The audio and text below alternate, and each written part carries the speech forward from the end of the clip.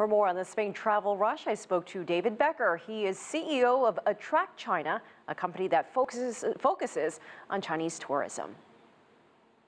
I think there's a combination of things that are really helping, and it's both government and infrastructure builds, as well as technology really coming to the rescue to make it easier for people to get on their train, plane, or actually even through Didi, the Uber of China, into a car-sharing arrangement. Let's talk technology. So what's new this year? We've heard of facial recognition, robots answering questions, online ticketing. What's new to look for?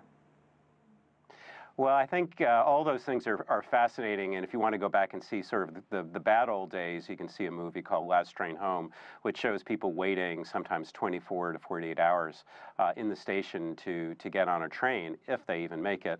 This is the largest human migration in history every year. Now people can buy online. They can use apps to find tickets when they become available. The facial recognition software in combination with a QR code on your ticket means that you really don't have to wait in line anymore. You can be processed in just a few seconds rather than minutes or certainly hours. Robots are being used for people to ask directions, places to eat nearby. There's even some entertainment that they provide. So rather than the bedraggled station personnel, you have a situation where a robot takes over some of the heavier lifting. And what new services are airlines, train stations offering this year, if any?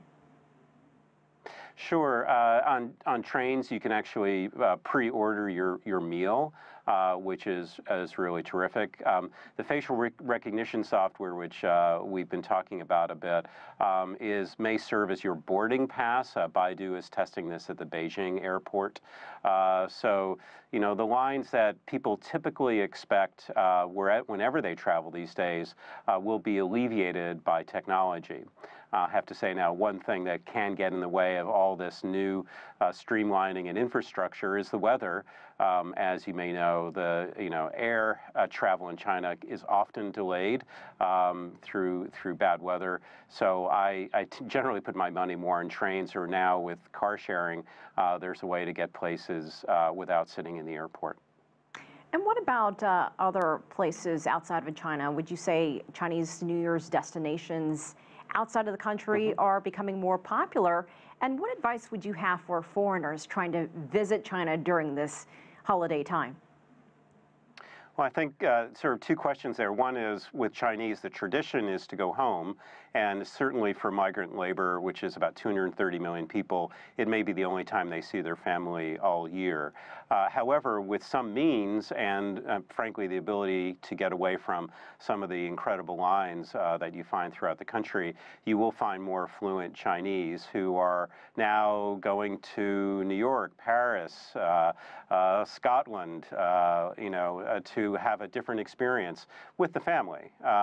Also, the fact that we have Valentine's Day coming up just 2 days before the New Year, some couples are combining that. So, the trips are definitely going further afield. The dollar against the RMB is also down a little bit, so that makes the United States more affordable. For foreigners traveling to China during Spring Festival, I would recommend going to some of the less touristy locations. Expect to see huge crowds, and if you haven't booked your travel now, you're going to see a sharp increase in the cost of a ticket or even the admission to a museum. Well, it may just be sold out.